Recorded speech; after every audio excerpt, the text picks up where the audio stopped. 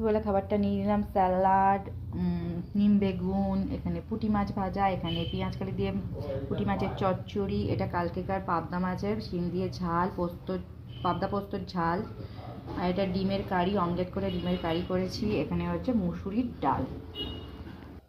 বসে পড়লাম দুপুরবেলা খেতে। প্রথমে স্যালাড দিয়ে শুরু করি, টমেটো।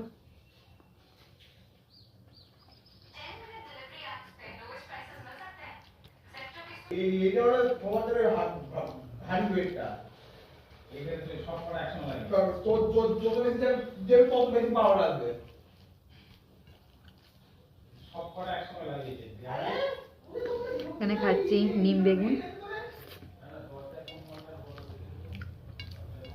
তোমাদের দাদাভাই নিম বেগুনকে যা মুখের ভঙ্গিমাটা করলো, বাপরে বাপ!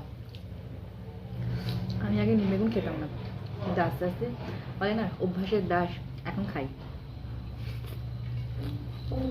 ছোটবেলায় নিম পাতা উচ্ছে পর্যন্ত খেতাম না। আমার ডিম আগাগোড়াই ভাবতো ডিম হলেই খাওয়া হয়ে যেত, একটু ডাল আর ডিম করে দিতে হয়ে যেত, আলু ভাজা, ব্যাস। আলু আর ডিম একদম ফেভারিট ছিল, আর কোনো সবজি খেতাম না। যে এখন সব সব সবজি খাওয়া,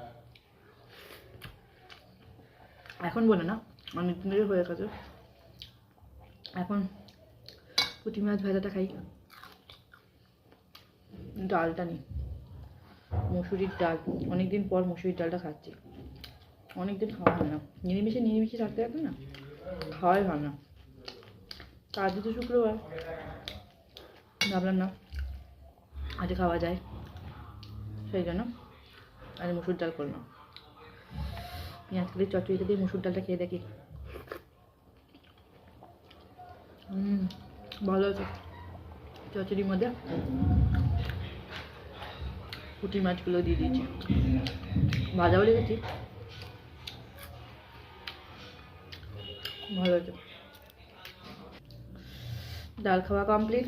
এবারে খাবো কালকেকার এই ছিল পাবদা মাছের পোস্ত। কালকে খাইনি, বৃহস্পতিবার ছিল। এখন একটু খেয়ে দেখি।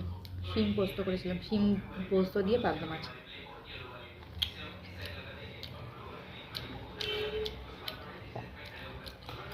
টমেটোগুলো খাবো না, ভালো লাগছে না। লঙ্কা একটু চটকে নিই।